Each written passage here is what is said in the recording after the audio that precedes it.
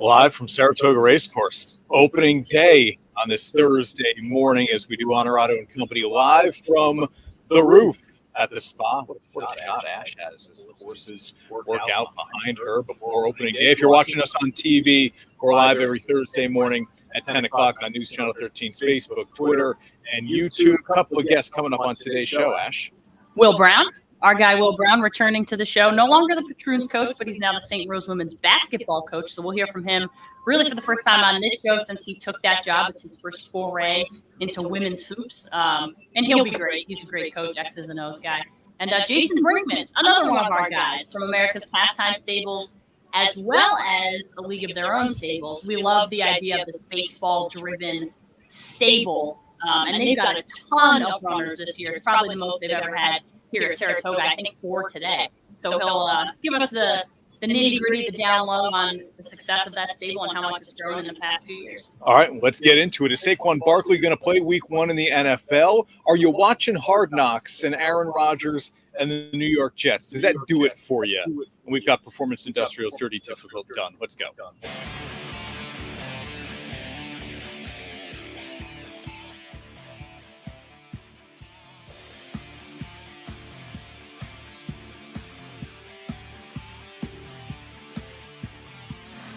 This is Onorato and Company, sponsored by Alpenhaus.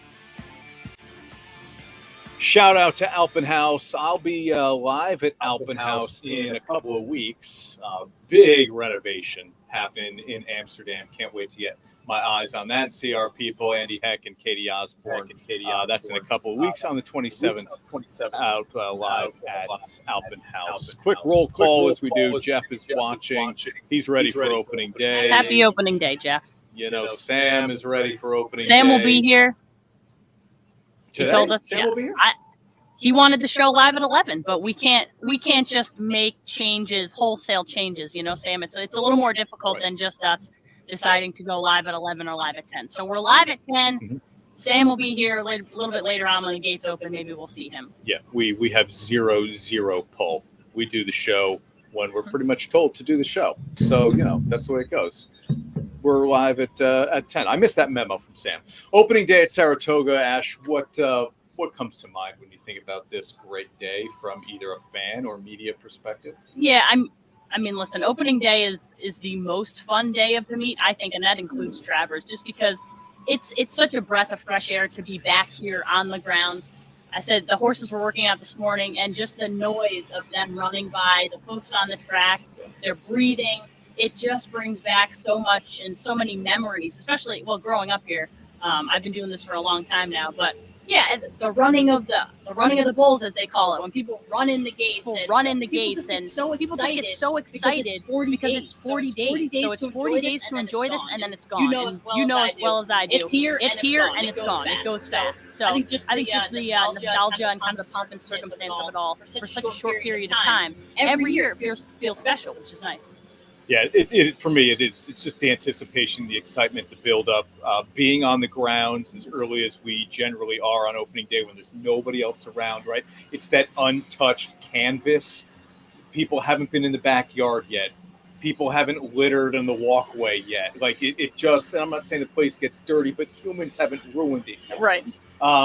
The dirt on the main track hasn't even been run over yet by exercise riders and horses working out when we first show up this morning. So that's it for me. It's like the clean slate for a new season. It's just awesome. And this might be the best spot you could possibly get here up on the roof. Yeah, I know you said I have the best view because I have the track behind me. You have the track behind you. You're just not as short as I am. So people see more of the track behind me, which is good for them because I'm short. Carol's with us always. Carol, good to see you. Nick, Houday, my brother. Happy opening day. Weather is a little bit of a thing that we're talking about today. Terrible storm holds off for us. We hope so too. But you can feel it. The humidity and the breeze is here. So if you're coming up to Saratoga today, or really all weekend long, even if you're watching us on TV over the weekend, some dicey weather maybe to get this 2023 meet. That's Saratoga, though. I mean, every year this is what happens. You deal with this is part of the you'll get a few really great days and you'll get some washouts. What feels different this year is like we're here opening day, and I know we're all going to look to August 27th, which is the Travers. Yep. And we don't really have any kind of idea of what that field is going to look like. Yeah. And that's exciting to some people. It is lackluster to others, but guaranteed the best horses that are healthy on that Saturday in August will be in the Travers. The Midsummer Derby is the kind of that fourth crown jewel for a lot of people. And so I don't know who's going to run in it at this point, but it'll still be a good class. Yeah, and I think it's an interesting year because, like you said, you had 3 horses who maybe people didn't expect to win those Triple Crown races, particularly Mage, who kind of came out of nowhere. And yet they're got the elements out here, the bugs. Jockeys in Javier Castellano and Johnny V, who are the mainstays of NYRA, but also tracks all over this country. So while the horses may be new and some of those names may be new, you've still got a lot of the names that people are very familiar with who are still succeeding at the highest level. And those are 2 of the older guys in racing. I was going to say, impressive. Turning the clock back in a way, and Javi just with a huge win on that Triple Crown trail. Good for him. That is awesome. All right, let's take a quick time out here on Onorato and Company. More from the track at 10:45. Jason Brinkman, America's Pastime Stables, will join us, a co-owner of that group. 10:30, Will Brown, as Ash said, new head coach of the St. Rose women's basketball program. How's the recruiting going for Will as he gets ready for the Golden Knights season coming up this fall? Saquon Barkley going to play week 1, or do we have a holdout on our hands in Giants camp? They're making a big deal of it already a couple of weeks before camp gets going. I don't think so. It's going to be a storyline for sure. We're back in a minute. Teams, athletes, organizations. We're transforming the custom apparel industry through products and purpose.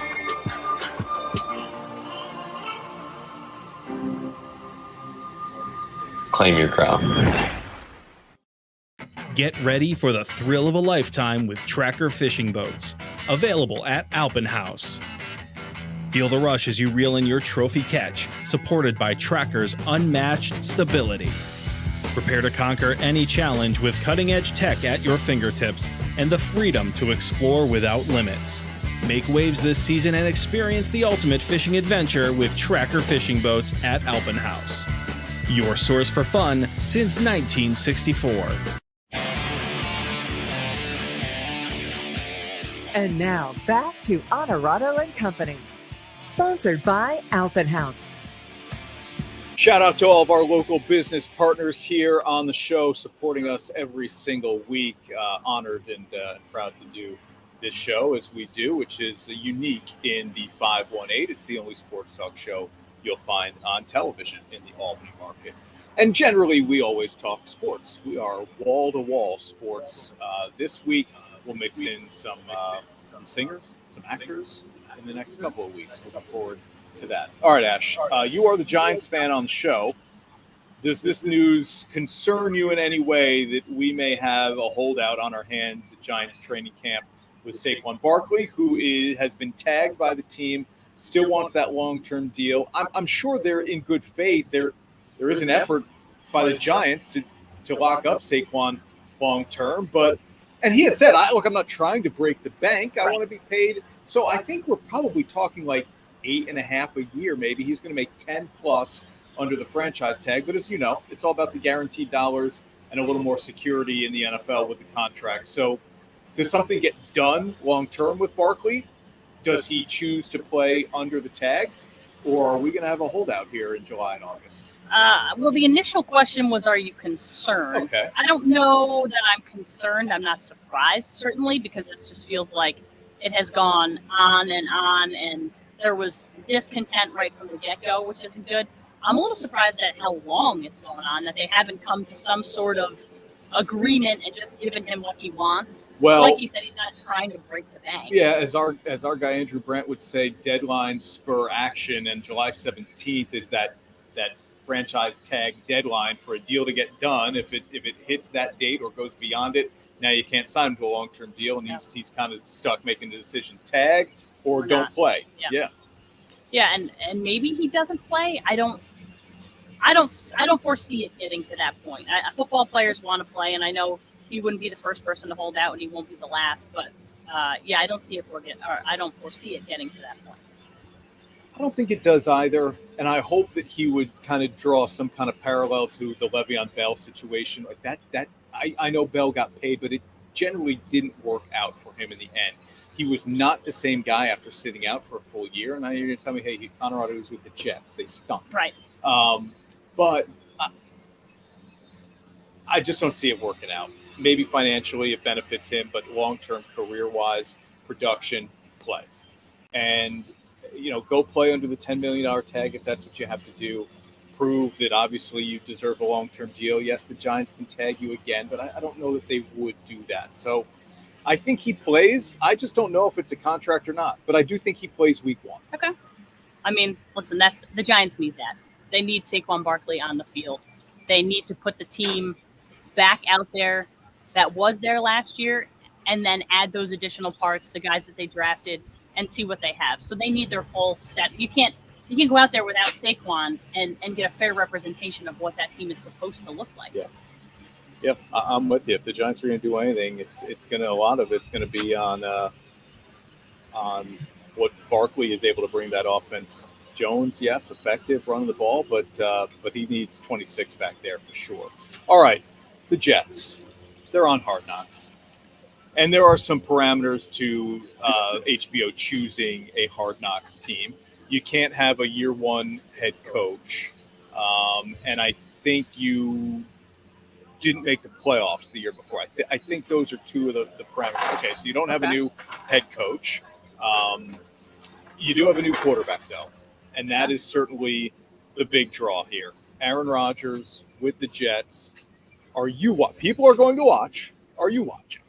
I'm not, but that shouldn't surprise anyone. I've never been a Hard Knocks person. As crazy as that sounds, I love sports, and I know I've heard from you plenty of times how great it is. I just don't care. I'm not a Hard Knocks person. It doesn't excite me to see like the drama and all the inside football, as you would call it. So no, but that's not anything against Hard Knocks or that it's not good. I just have never really jumped on the bandwagon. So it's like reality TV for you. Mm-hmm. I mean, it is reality TV. It is. I mean, look, there are certainly some storylines that are kind of enhanced or planted or whatever you want to say. You need to build drama. That's just the way it goes. But I like it because you said it. The production value is incredible. I don't know that. How many years have they been doing this thing? More than a decade. I don't know that you are gleaning any great information anymore that is, hey, I didn't know that about the NFL, or I didn't know that about Rodgers, Robert Saleh. I don't know. But the production value is for that. That's what, captures my attention and keeps me watching every week. And it's personalities, right? Like Dan Campbell was a star last year, and the Lions ended up having a good season. So we'll see what the Jets do here. But I would imagine people are going to watch either because they really like Aaron Rodgers, right, or they absolutely hate Aaron Rodgers. And that's the thing. You don't often get Dan Campbell was the star last year. Dan Campbell wasn't a star. Aaron Rodgers is a star. He's one of the stars of the NFL, and you're going to get an inside look as to how this team receives him, how he decides to be a leader on this team, to which he is new to everyone. So I think that part will be very interesting, and that's why people will watch.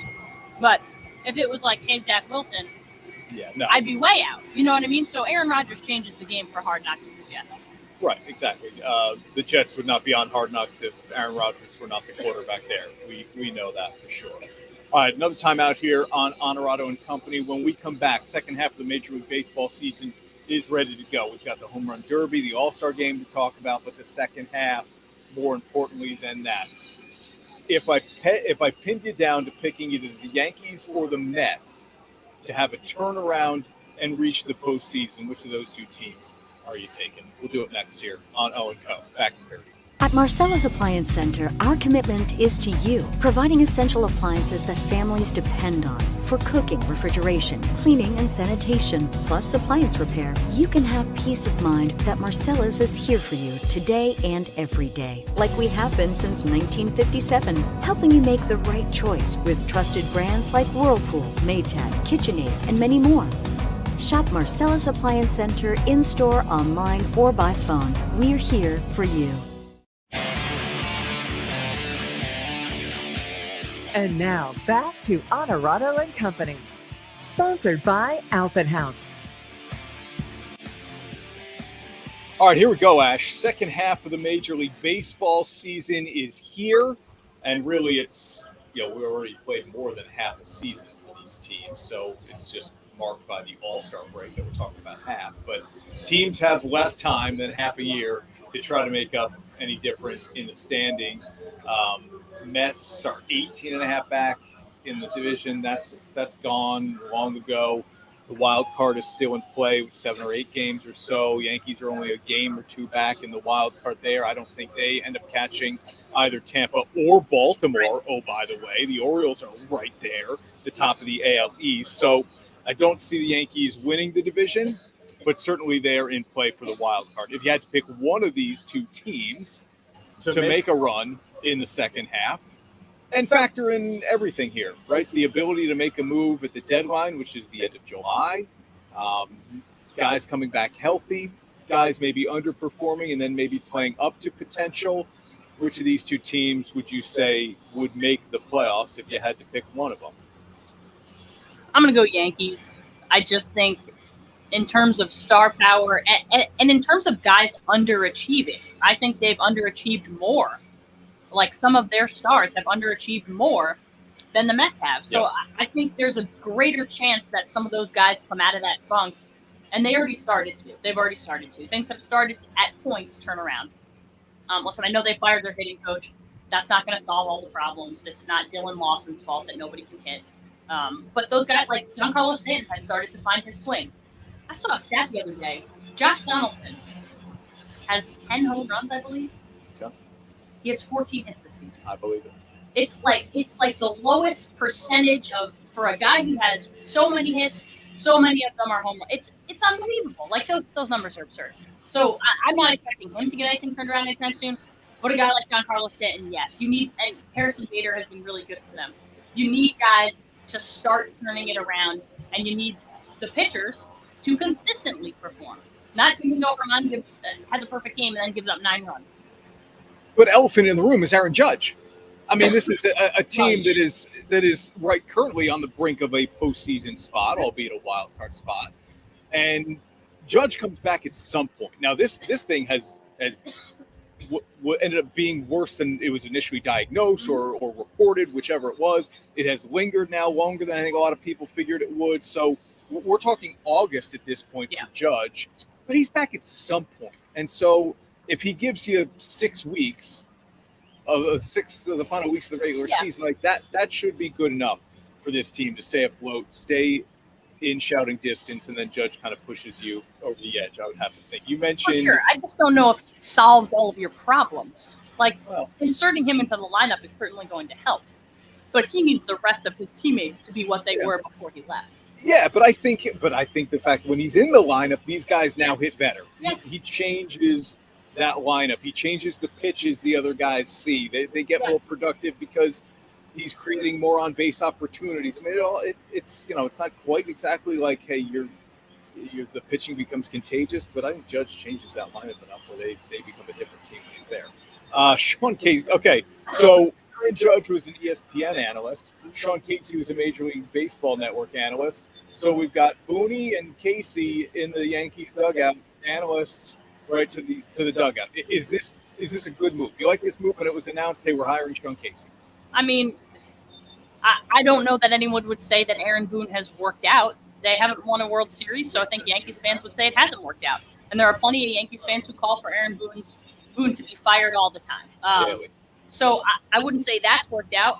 As for the Sean Casey, I don't know if it's a good move or not. I mean, he was a good hitter, so maybe. But can he teach it? There's a difference between being able to do it and being able to teach it. So we'll see if he can teach it. But like I said, that's not the Yankees issue. Yeah, I think sometimes there really is something to like changing the voice, and maybe Casey has this approach that will just resonate with guys. Maybe he is seeing something, right, watching these games every single night. That, hey, I can fix this guy's swing. His approach at the plate isn't good. I did read one quote from Casey, like, the at-bats aren't long enough. They don't see enough pitches. They're like 8 pitch at-bats. We need double-digit pitch at-bats. So he teach guys to be more patient. Casey was a good on-base guy. He drew walks. He hit over 300 for his career. Is it the coaching? Is it the talent? It's a little bit of both. I'm intrigued. So I'm going to say it's a good move because I'm interested. And you know me, I like good story when it doesn't directly affect my team, and I think it might be negative. I like good storylines. Right. So this is at least interesting, gives us something to talk about here. Your boy Keith. Casey hitting Cincy, everyone hits well there. Yeah. Maybe. Did he not hit Boston? A lot of people hit Boston too. And Nick, I mean, do you agree with this? You tell me. I'm biased, so you let me know what you think about that. I completely agree. And this has been my criticism of Brian Cashman for years.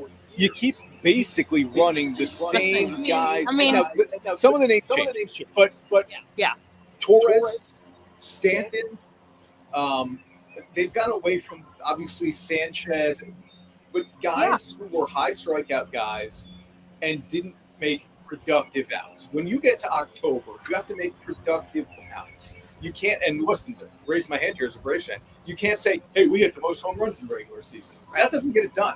When the Dodgers won the World Series COVID year, they had a ton of home runs. But what they did better than any other team in the league was see pitches, draw walks, avoid the strikeout.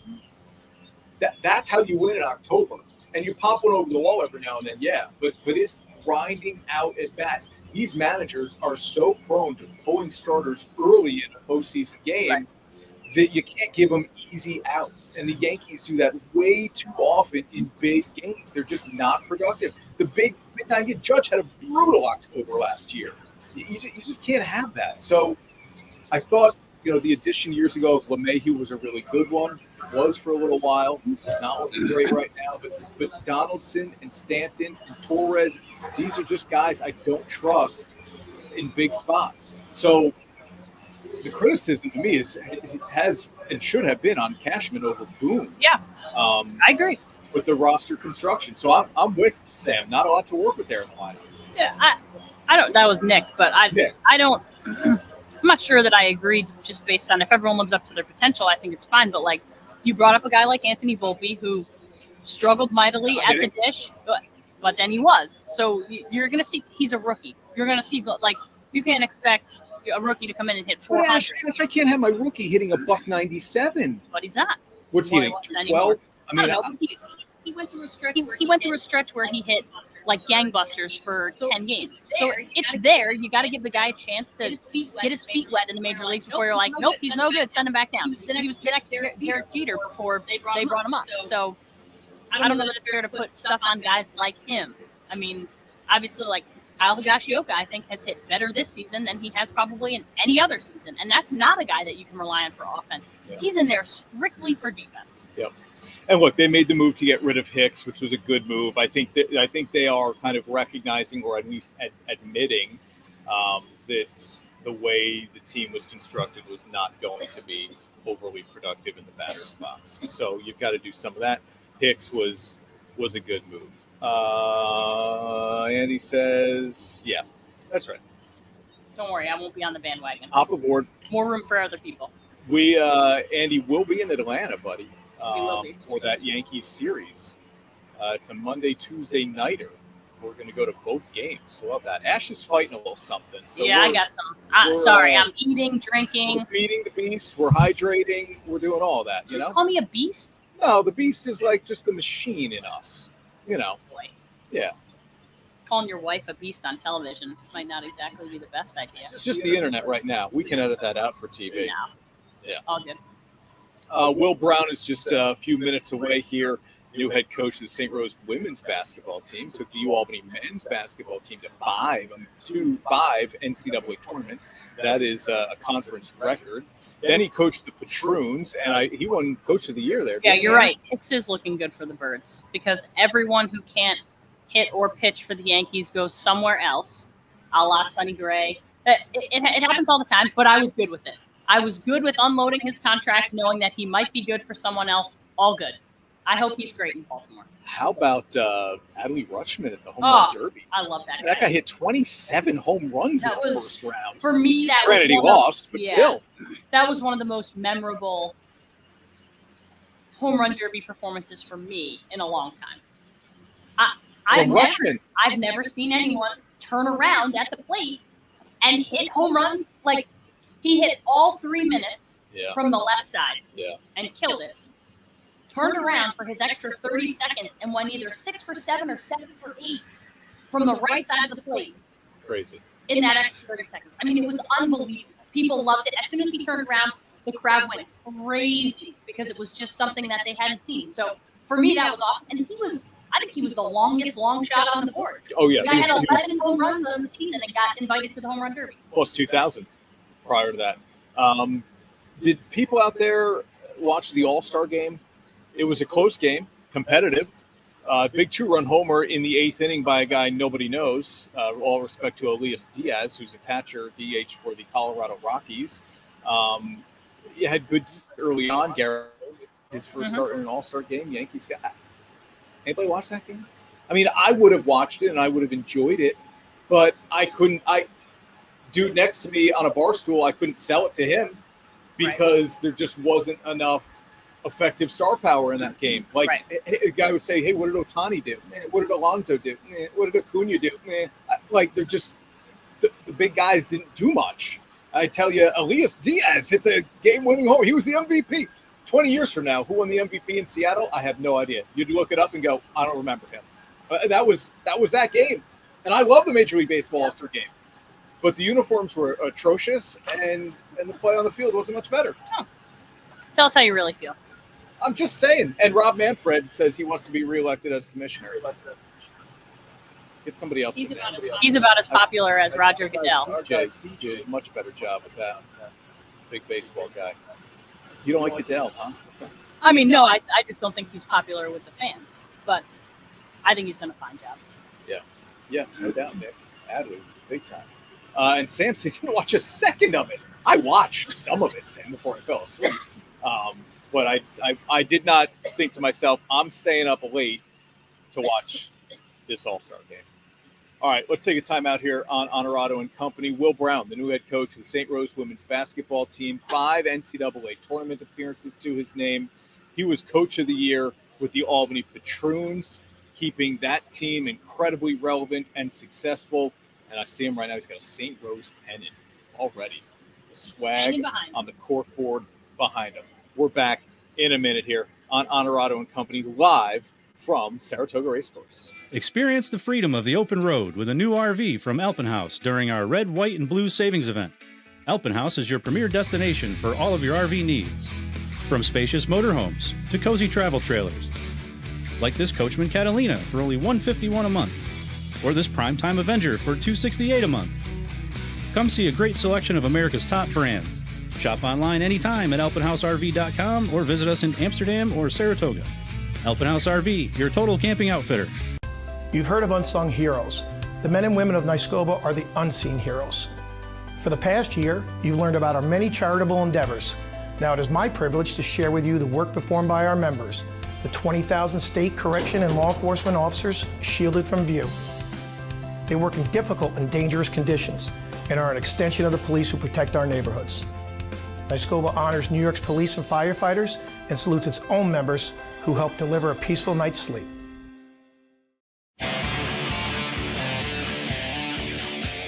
And now back to Onorato and Company, sponsored by Alpenhaus.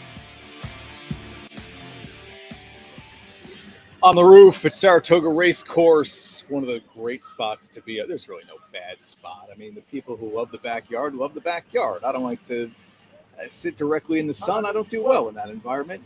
You can understand that. So the roof is nice. We're under cover here in case it rains. Winner's Circle is even better. Somebody who knows a lot about winning is our guest, and that is Will Brown. I haven't caught up with this guy in a little while, to be honest with you. I texted a little bit through the Patroon season and now with the new gig with St. Rose, but haven't had a chance to talk with him. When we used to do radio together, he always brought breakfast sandwiches. Let's see what he brought to the table today. Will Brown, the new head coach of the St. Rose women's basketball team. What's up, Will? Good to see you, man. Good to see you guys. Thanks for having me on. How are you, buddy? I'm doing well. I have no idea what I'm doing right now, but I'm doing well. It's just basketball, right? Isn't basketball? But I got up this morning. I was so excited to come on your show. I went to get a haircut, and I forgot that my barber is on vacation. So I had to rock the hat today. It was a bad hair day for me. I don't have much left up here. You should appreciate that for a long time, Chris. What you have. I'm trying, man. But here's the difference. Nope, not chasing kids like you, and no stress from the coaching world. So there's a big difference here. Well, you mentioned kids. You mentioned coaching. You didn't mention the wife. Smarter than that, man. Yeah, you are. I'm a wily veteran now, so I can throw it out there every once in a while. I like that. Caught up with Jamie Brown recently, Ash. You know that. Yeah. She's doing great things in the area with this organization, To Life, local breast cancer organization, raised money with the new opening of Bellini's in Slingerland. So, all right, I've monopolized this interview enough, Ash. What's it been like, Coach? I mean, you're a few weeks in, a month in? I wish I was a month in. I literally, after the press conference, I waited. It was a week after that. That was my first day. So I've been on the job for maybe a little more than a week right now. Oh, boy. So I'm going to throw this out to you right away, Will. One of our viewers wants to know why go to D2? What was attractive about this job after having coached at the high level that you did?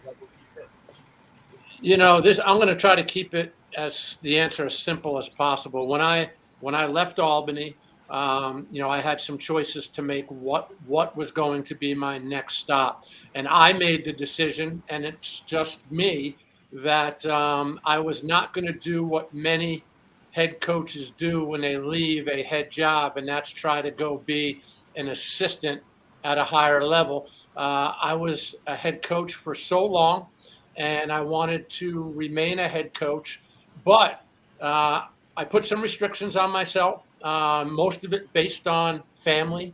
We've established our roots here in the Albany area. My family's here. My wife's family's here. As you mentioned earlier, my wife's doing some great things in the community for a wonderful organization, To Life. She loves her job. And then it goes back to, this is where I got my start at the College of St. Rose, right out of college.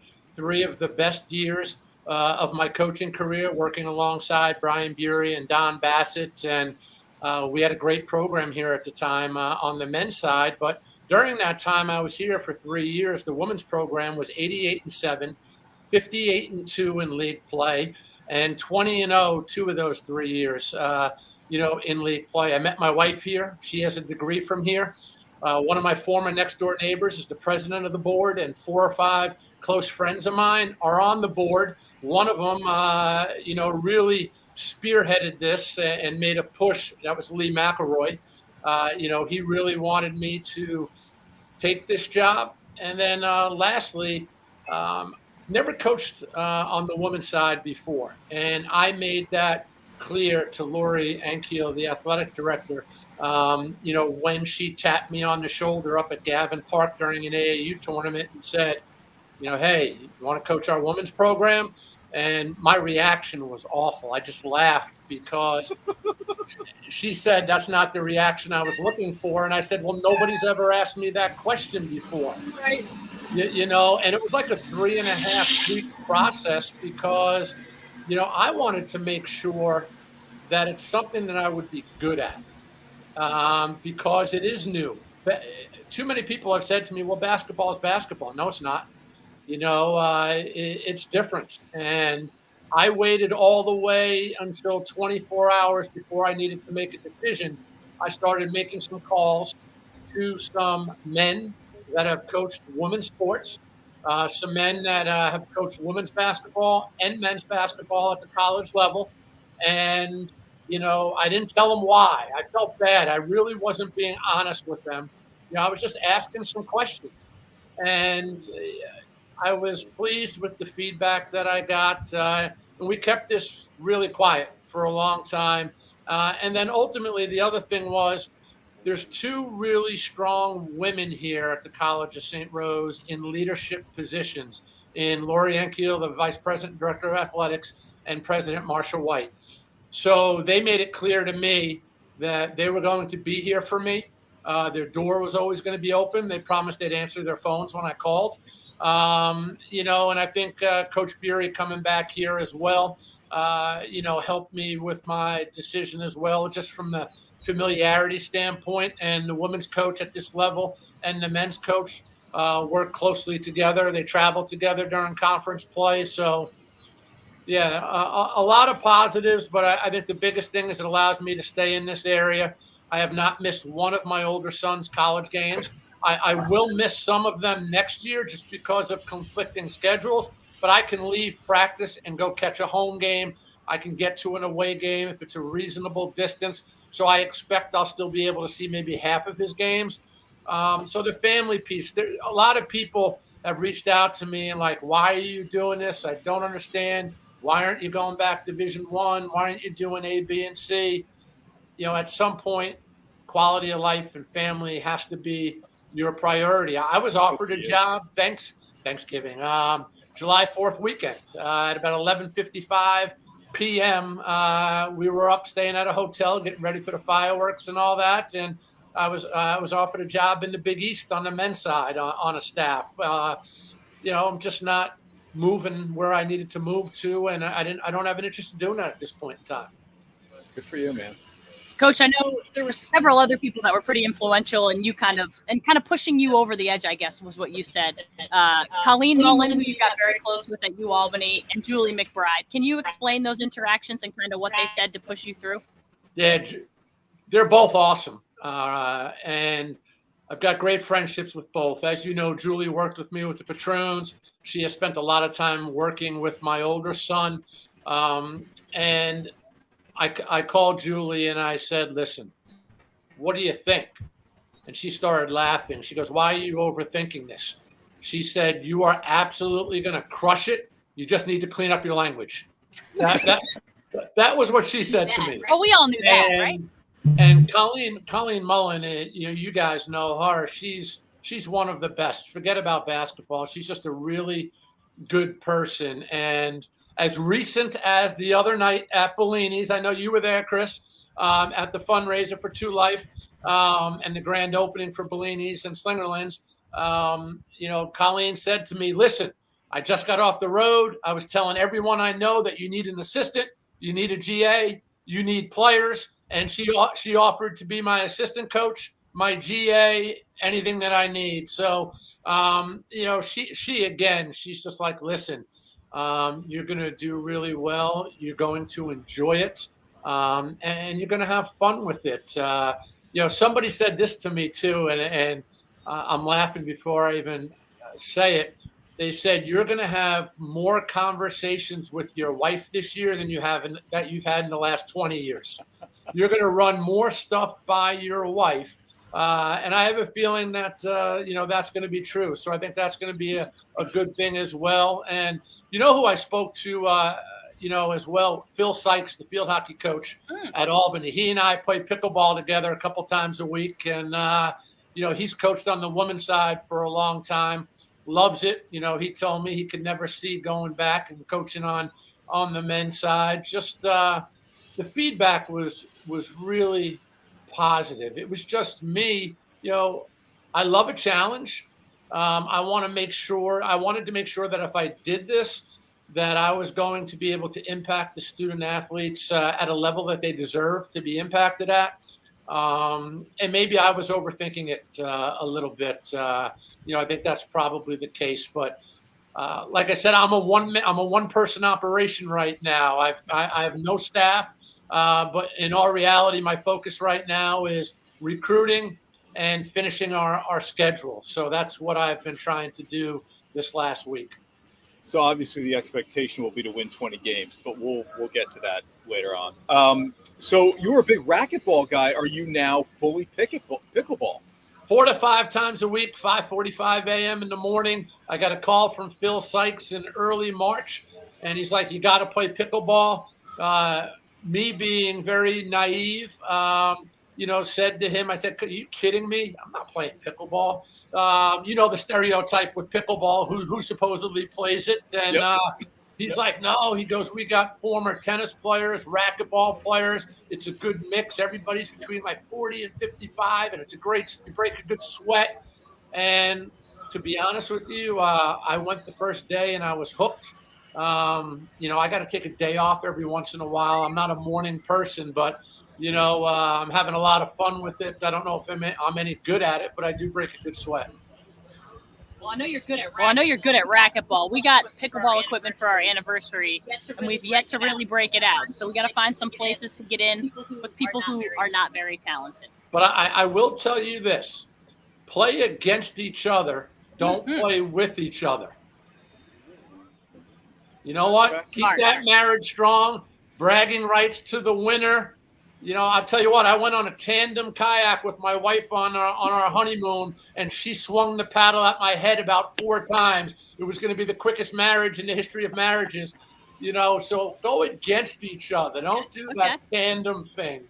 Because a lot of pickleballers play doubles. They don't play singles. Yeah.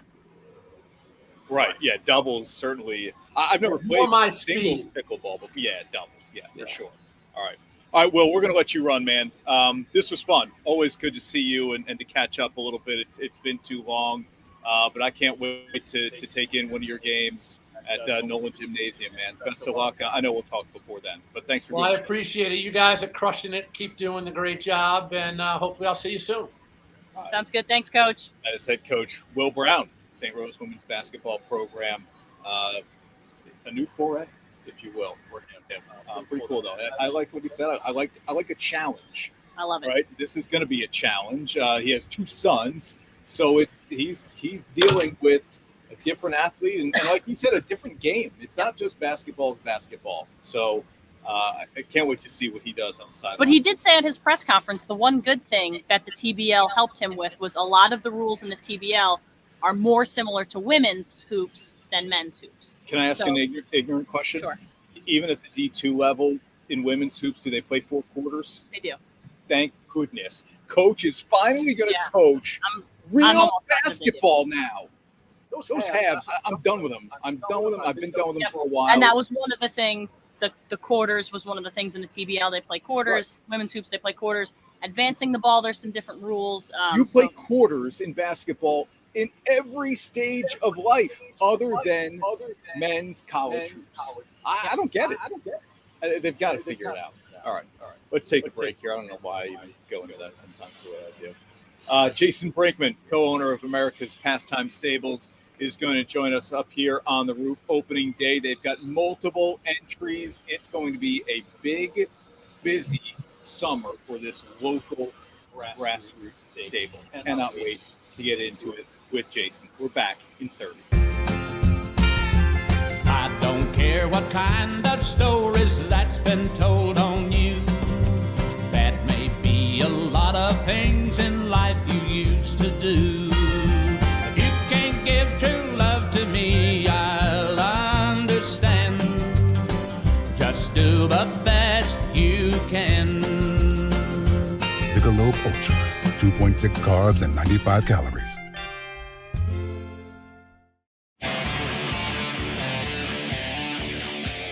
And now back to Onorato and Company, sponsored by Alpenhaus.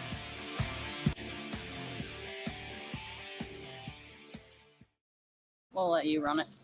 Back on Onorato and Company here. Chris Onorato, Ashley Miller up on the roof. I'm going to get cozy with our guy Jason Brinkman here from America's Pastime Stables. Jay, it's good to see you, man. Good to see you too, Chris. Thanks. Excited for opening day or what? Yes. Today feels like Christmas every year. So, yeah, excited to get it started. Everybody always says that, Christmas in July. What is it about? You've been all around the country to racetracks. Why is Saratoga special?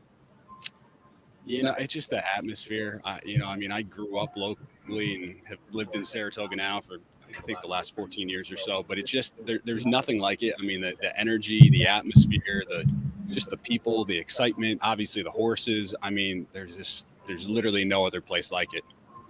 Jay, I talked to you at a Dutchman game, and you kind of gave me a little bit of an update on the stable. How has this stable grown? I mean, you said you may have 30 runners this year at Saratoga, which would be the most you've ever had. Where are you compared to maybe 3 years ago? Yeah, we've definitely grown exponentially over the last few years. We've got about 150 active partners with us now. We've got, I believe it's 24 horses already on the track, and then we've got another. Actually, we just picked up a new one just the other day, but we've got another 13 2-year-olds that hopefully will all make their debuts at Saratoga this summer. So excited to get things started today, kick things off, but look forward to just a long meet with a lot of runners. You can't do anything like this and think, well, it's just going to be a hobby, but you're so involved, obviously, with the Albany Dutchman, and so is your partner with the Amsterdam Mohawks. Has this thing grown beyond the capacity you kind of set the bar at initially when you opened it? I think when this thing started, this was Brian's brainchild, back about 4 years ago. And I think that when it all started, it was maybe more so as a hobby in mind and quickly had some success and grew. And, now, especially this time of year, it's a little bit difficult during baseball season. But we make it work, and look forward to kind of transitioning into track season now, and once August hits, can focus full attention on racing, and so look forward to finishing baseball season, but also look forward to getting full slated into the track. Jay, I know people love Travers Day. For me, it's opening day just because it's finally back, and like you say, it's like the Christmas in July. Travers Day is a few weeks into the meet, so you've gotten into a groove now. What do you have opening day? What should people put their money on from your stable? Who are you excited about to hit the course today? We've got a couple that are in today. I like a horse in the 8th race. That's ours by the name of Frontman. He won last time out at Belmont. We've owned that horse for a couple of years now. Fingers crossed that the rain holds off. He's running on the turf. But I think, if you want to throw a couple bucks on him, he'll be huge value. He's 10-1 morning line, but I really think that he's going to outrun his odds. We have another horse in the 3rd race, Smoking Hot Kitty. It's another turf race. We didn't name that, unfortunately. Love the name. That's okay. I love it. But yeah, we got that horse in with Horatio De Paz and Manny Franco aboard, and that horse is a favorite in that race. So we'll see what happens. Hopefully, we can have some early success here.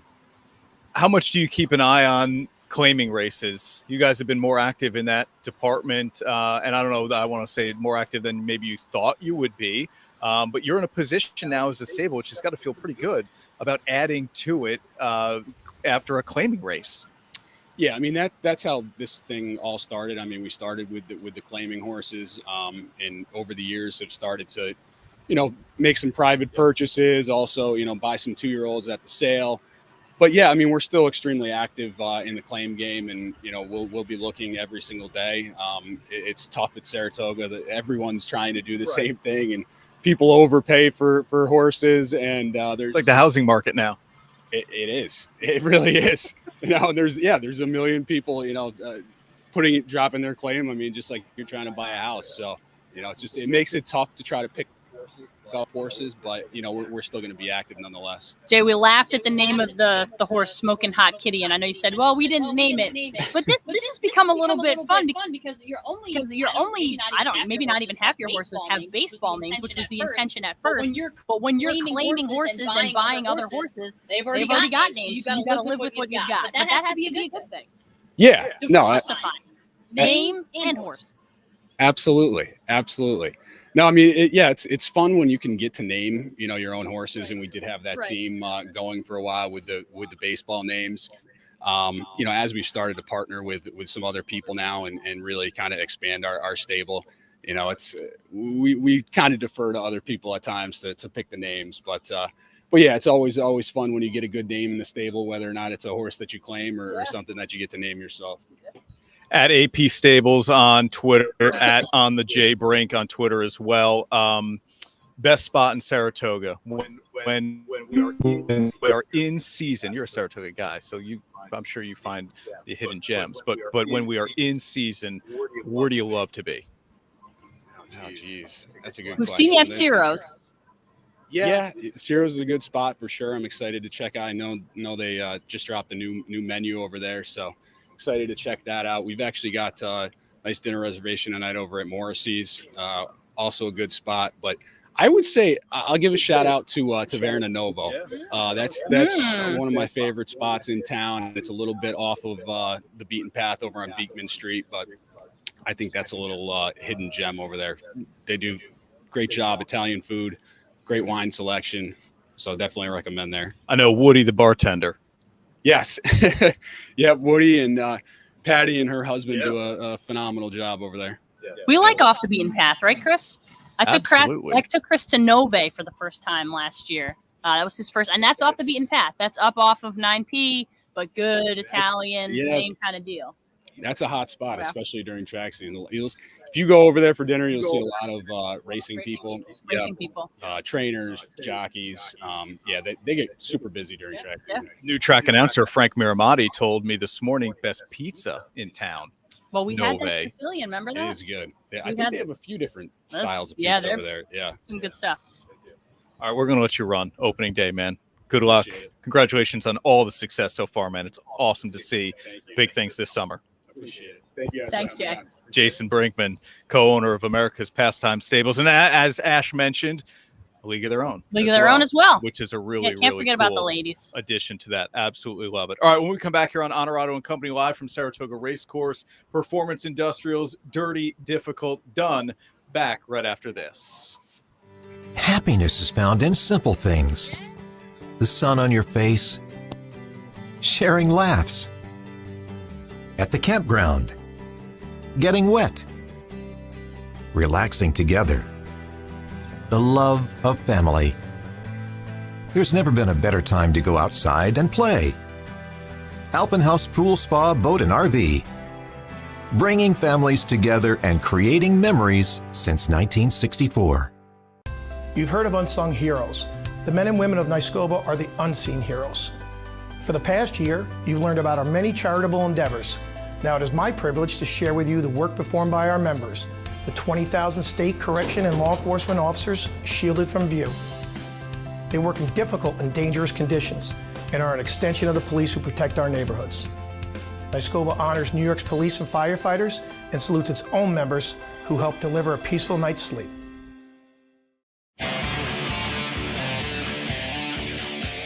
And now back to Onorato and Company, sponsored by Alpenhaus.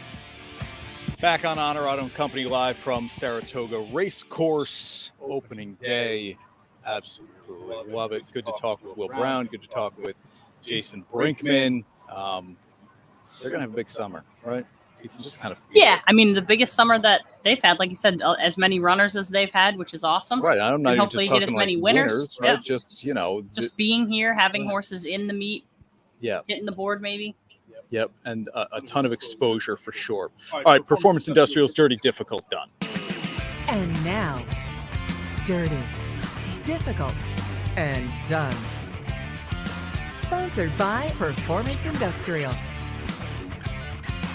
Shout out to Bill Miller, Sean Wilcox, and the great team at Performance Industrial, where there's never a job that's too dirty or too difficult for them to get it done. Let's get this done, Ash. I love this for you here. I went tennis. Chris and I have talked kind of at length about American tennis, where they stand, particularly on the men's side. It's been a struggle since, going back to the Sampras Agassi days. It's been run by Federer, Djokovic, Nadal, guys who are not American. And it's been a while since we've had a really good, fun American to watch. And Christopher Eubanks, the performance that he put on at Wimbledon, getting to the quarters, and the way that he did it, beat some big names, finally lost to Daniil Medvedev Wednesday. But has shown, and he went from like a broadcast booth, 6 months prior, and then to winning matches at Wimbledon. And he even said to make it to the second week of Wimbledon, this is why we do this. So he far exceeded expectations. And so I don't know that American tennis is back, but it gives you a little bit of renewed hope to see an American tennis player come to the big stage at a major like Wimbledon and perform the way that he did. So you got to hope that the sky, I mean, things are looking up and the sky's the limit for this kid, that it only gets better from here. Yeah, played college tennis at Georgia Tech. He's an Atlanta guy. You said it. He was dabbling in broadcasting because he thought, I don't know if this pro thing is going to work out for me long term. He was like, cracking the top 200 in the world. Right. And here he is bursting onto the scene, like you said, second week at Wimbledon.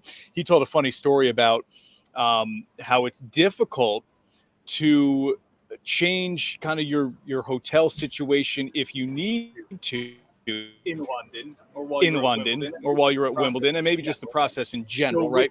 So with his team, they decided, you know what, let's just book it for the 2 weeks because let's see what happens, right? And he ended up needing, which is that's a good thing. 27 years old, so not like super young by any means, but not super old. One guy, charismatic, tall guy. Big game. I'm rooting for him. All lanky. I knew nothing about him. Mm-hmm. No, me neither.